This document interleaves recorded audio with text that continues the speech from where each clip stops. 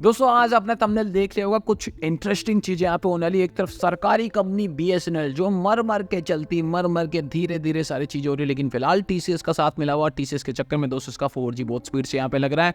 और दोस्तों यहाँ पे बात करें दूसरी तरफ जियो, जो भारत का नहीं पूरी दुनिया का दोस्तों किंग बोला था टेलीकॉम सेक्टर के अंदर। यहाँ फिलहाल दोनों की आज कंपेरिजन करने वाले कैसे।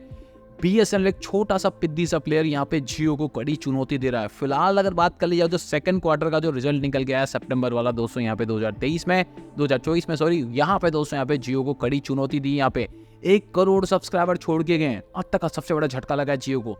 चलिए दोस्तों आज देखेंगे, इस पूरे डिकोड करेंगे कैसे बीएसएनएल दोस्तों यहाँ पे एक बूम कर रहा है। बीएसएनएल को ऐसी कौन सी चीजें करनी चाहिए जिसके चक्कर में दोस्तों यहाँ पे जियो को यहाँ पे कड़ी चुनौती मिलेगी। जियो की प्लानिंग क्या है उसके बारे में बात करेंगे इस वीडियो में। प्लीज बने रहिए इस वीडियो के साथ अंत तक। मैं हूं आपका दोस्त नील शेखावत और आप देख रहे हैं हमारा चैनल टेक्नोनील 2.0।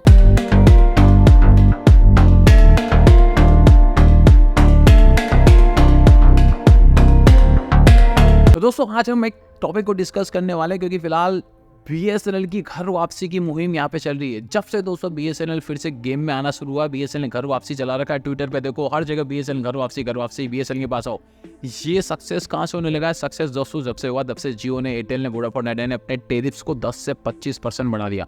यस 25% तक हाइक हो गया। लोगों ने, मुझे दोस्तों यहाँ पे कमेंट्स आते हैं कि हम बीएसएनएल के पास चले जाएंगे, बीएसएनएल के पास चले जाएंगे। सर बहुत महंगा हो चुका है। बीएसएनएल 50% तक का डिस्काउंट दे रहा है प्राइसिंग के अंदर दोस्तों। यस बीएसएनएल के प्लान बहुत चीप है। मैंने खुद ने बीएसएनएल का दोस्तों सिम यहाँ पे लिया, मेरे फोन में यहाँ पे चल रहा है। कूलिंग बेहतरीन यहाँ पे निकल के आ रही है और डेटा बहुत बेकार स्पीड है। बता दूं फिलहाल 4G मेरे एरिया अहमदाबाद में नहीं है, 3G चलता है। 2-3 Mbps की स्पीड आती है हार्डली।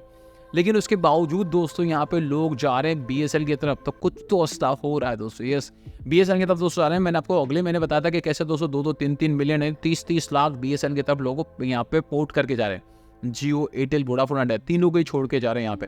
लेकिन आज जो बता रहा हूँ दोस्तों मैं आपको कि ये जो डेटा निकल गया दोस्तों यहाँ पे ट्राई का, यहाँ पे सितंबर वाला यानी सेकंड क्वार्टर जो था 23-24 का दोस्तों, यहाँ पे सबसे बड़ा झटका लगा जियो को। जियो दोस्तों सब मायने में आगे निकल गया। जियो ने 6,500 करोड़ की कमाई की, अपने ARPU को 195 तक लेके चला गया। 10 मिलियन यानी ऑलमोस्ट 1 करोड़ से ज़्यादा दोस्तों इसके पास यहाँ पे ब्रॉडबैंड के सब्सक्राइबर है। मतलब कमाई के मामले में सारे रिकॉर्ड तोड़ दिए। लेकिन दोस्तों नंबर ऑफ सब्सक्राइबर के अंदर जो है ना, इसने बहुत बड़ा झटका खाया। एक ही महीने में ऑलमोस्ट 11 मिलियन यानी 1 करोड़ 10 लाख सब्सक्राइबर छोड़ के गए। 1 करोड़ 9 लाख समथिंग है, लेकिन राउंड फिगर यहाँ पे 1 करोड़ 10 लाख बोल सकते हैं। इतने सब्सक्राइबर छोड़ के गए। मेजोरिटी जियो के ही इंटरनेट सोर्सेज बता रहे हैं कि मेजोरिटी लोग यहाँ पे गए बीएसएनएल के पास।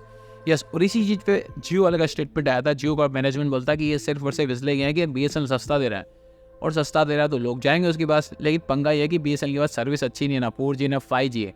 तो ये जो लोग गए हैं ना, ये 90 दिन में यानी 3 महीने में वापस आ जाएंगे। अब 3 महीने इसलिए बोला जा रहा है क्योंकि 3 महीने के बाद ही आप पोर्ट करके किसी दूसरी कंपनी में जा सकते हैं। कम से कम 3 महीने आपको रहना पड़ेगा। तो 90 डेज के बाद फिर से हमारे पास आ जाएंगे। सबको पता है कि बीएसएनएल की सर्विस खराब है, उसके पास ना 4G ना 5G है। अब ये है जियो का ये। लेकिन ये बात तो सही है कि जियो को बड़ा झटका लगा है। यहाँ पे 1 करोड़ सब्सक्राइबर जाना बहुत बड़ी चीज़ है। तो ये तो विन होगी किसकी? बीएसएनएल की। बीएसएनएल अच्छा खासा दोस्तों विन कर रहा है। अब बीएसएनएल को दोस्तों यहाँ पे क्या करना चाहिए, क्योंकि यहाँ पे जो जॉइंट है ना बड़ा जियो, ये बहुत बड़ी कंपनी बता दूँ। इसको सिर्फ एयरटेल टक्कर दे सकता है, वोडाफोन आइडिया भी इसको सही तरह से टक्कर नहीं दे पाता। तो बीएसएनएल तो दोस्तों किस खेत की मूली है, ये गाजर है जो भी, ठीक है। क्योंकि जियो के पास दोस्तों state of the art technology है और दुनिया में बोलते हैं ना सबसे बेहतरीन टेक्नोलॉजी देता है। स्टैंडअलोन आर्किटेक्चर पे 5G यहाँ पे दे रहा है। 5G एयर फाइबर सर्विस दे रहा है स्टैंडअलोन आर्किटेक्चर को यूज़ करके।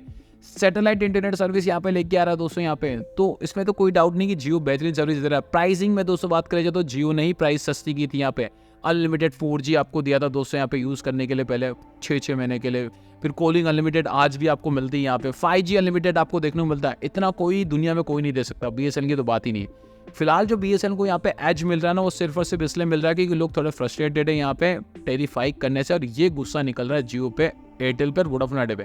वो तीनों कोई लोग छोड़ के बीएसएनएल की तरफ जा रहे हैं। लेकिन जियो की ये बात भी सही है कि बीएसएनएल अगर अच्छी सर्विस नहीं देगा तो 3 महीने बाद यानी 90 दिन के बाद ये लोग आ जाएंगे, क्योंकि लोगों को आज डेटा चाहिए, अच्छी सर्विस चाहिए, सब कुछ चाहिए, जो बीएसएनएल यहाँ पे नहीं देता। तो ये चीज़ तो सही। लेकिन बीएसएनएल को दोस्तों अगर यहाँ पे इस रेस में आगे बढ़ना, तो बीएसएनएल को करना क्या हुआ? पहली चीज़, टीसीएस दोस्तों यहाँ पे काम कर रहा है। टीसीएस दिन के बोलते हैं कि 500 टावर यहाँ पे लगा रहा है दोस्तों। दिन के 500 टावर यहाँ पे लगा रहा है। बहुत स्पीड से इसका 4G का एक्सपेंशन चल रहा है। अप्रैल के आसपास दोस्तों, अप्रैल 2024 के आसपास बात की जा रही है कि 1 लाख टावर पूरे भारत में लग जाएंगे। यस उसके साथ साथ बात की जा रही है कि दोस्तों जून में 2025 जून के अंदर इसका 5G स्टार्ट होने वाला है। तो सारी चीज़ें अगर दोस्तों टाइम टू टाइम यहाँ पे चलेगी तो यहाँ पे कड़ी चुनौती बीएसएनएल देगा। उसके साथ साथ बीएसएनएल को एक काम और दोस्तों यहाँ पे करना पड़ेगा, वो है दोस्तों अपनी सेल्स एंड सर्विस को सुधारना। आफ्टर सेल सर्विस को सुधारना, कोई प्रॉब्लम आती है तो उसका सोल्यूशन मिलना चाहिए, इसकी ऑफिस का इंफ्रास्ट्रक्चर चेंज करना पड़ेगा, सेल्स सुधारना पड़ेगा।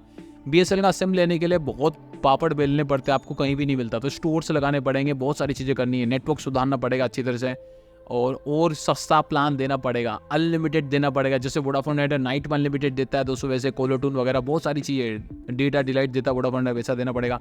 वीकेंड डेटा ये जियो एयरटेल नहीं देते, वीआई देता है, इसलिए वीआई मेरा फेवरेट है। वैसा दोस्तों कुछ यहाँ पे बीएसएनएल को भी करना पड़ेगा, मतलब प्रोडक्ट को पूरी तरह से रिफाइन करना पड़ेगा। सस्ता तो देना ही, उसके साथ साथ अच्छी क्वालिटी सर्विस भी देनी पड़ेगी। कॉल वगैरह तो इसका सही चलता है, इसमें कोई डाउट नहीं है, लेकिन नेटवर्क पे काम करके डेटा स्पीड इसको अच्छी सी देनी पड़ेगी, स्टेबल स्पीड देनी पड़ेगी, क्योंकि इसका 5G आने में काफ़ी टाइम लगने वाला है। लेकिन हाँ, अपने 4G नेटवर्क को जल्दी से जल्दी स्टैब्लिश करना पड़ेगा, तब जाके दोस्तों ये जियो और एयरटेल वोडाफोन आइडिया को टक्कर दे सकेगा। लेकिन एक चीज़ फिर से मैं आपको बता दूं दोस्तों यहाँ पे कि जियो से इसकी टक्कर ना तो है ना होगी, क्योंकि जियो एक जाइंट बन चुका है, ठीक है। जियो से अब डायरेक्टली तो भिड़ ही नहीं सकते, सिर्फ एयरटेल है जो टक्कर दे सकता है। बीएसएनएल की टक्कर जो होगी सिर्फ और सिर्फ वोडाफोन आइडिया के साथ होगी, क्योंकि वोडाफोन आइडिया का भी 4G अच्छी तरह से काम नहीं कर रहा, वो 4G का एक्सपेंशन कर रहा है, 5G उसका भी नहीं आया है, क्राइसिस चल रहा है उसको पैसे का।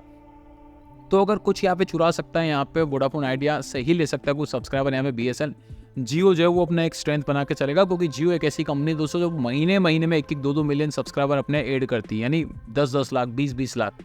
ये अभी पिछले 5-6 महीने से ऐसा हो रहा है, 2 क्वार्टर से चल रहा है, क्योंकि टेरिफाई हुआ था इसलिए कि लोग गुस्से में यहाँ पे जियो को छोड़ के जा रहे हैं। लेकिन लॉन्ग रन के अंदर जियो दोस्तों यहाँ पे बादशाह बनता ही रहेगा, क्योंकि जियो के पास टेक्नोलॉजी अच्छी है, सर्विस अच्छी है, सस्ता देता, सब कुछ है। बीएसएनएल को दोस्तों उस कैटेगरी में आने के लिए अभी भी अच्छा खासा टाइम लगने वाला है, ठीक है, क्योंकि लोग आ तो जाते हैं लेकिन उसको अच्छी सर्विस और सब कुछ देना पड़ता है आपको, ठीक है। तो फिलहाल उसका कंपटीशन जियो के साथ नहीं, वोडाफोन आइडिया के साथ है। तो दोस्तों ये था एक कंपैरिजन जहाँ पे मैंने आपको बताया कि कैसे जियो और बीएसएनएल में फिलहाल फाइट चल रही है, जहाँ पे फिलहाल तो बीएसएनएल जीतता नजर आ रहा है, लेकिन कुछ टाइम के अंदर फिर से जियो किंग बन जाएगा। लेकिन बीएसएनएल को आगे तक जाने के लिए, अपने स्टैंडर्ड को बनाने के लिए, स्टेज को बढ़ाने के लिए, इन तीनों कंपनी से लड़ने के लिए अपने नेटवर्क का काम करना पड़ेगा, अपने आफ्टर सेल सर्विस को सुधारना पड़ेगा, बहुत सारी चीज़ों में इंप्रूवमेंट लाना पड़ेगा, तब जाके बीएसएनएल एक कड़ी चुनौती दे सकेगा इन कंपनीज को। फ्रेंड्स, आपको क्या लगता है दोस्तों, क्या बीएसएनएल सही में जियो जैसी कंपनी को खा सकता है, उसमें डेंट लगा सकता है? नीचे कमेंट करके बताना। और ये वीडियो अच्छा लगा, इन्फॉर्मेटिव लगा तो हम सब जो देना आपके भाई का चैनल, इस वीडियो को शेयर कर दिया शायद दोस्तों के साथ, उन्हें फैन चलेगा। पहली बार हमारे चैनल पे पहली बार हमारा वीडियो देख रहे हैं, मुझे देख रहे हैं, इस लाल कलर के बटन को जल्दी से दबा के हमारे VIP मेंबर में जाइए। ये जो घंटे का बटन है उसको दबाने का फायदा ये है कि जब भी मैं नया वीडियो मेरे चैनल पर अपलोड करूंगा आप देख सकेंगे नया वीडियो। तो प्लीज घंटे के बटन को जो दबा देना। इस वीडियो को अगर फेसबुक पर देख रहे हैं तो लाइक और शेयर तो बनता ही, उसके साथ साथ फेसबुक पेज को फॉलो करिए, उससे मोटिवेशन मिलता है। आज के लिए इतना, मिलेंगे एक नई वीडियो के साथ, एक नई बड़ी अपडेट के साथ। Watch, take care, always keep smiling.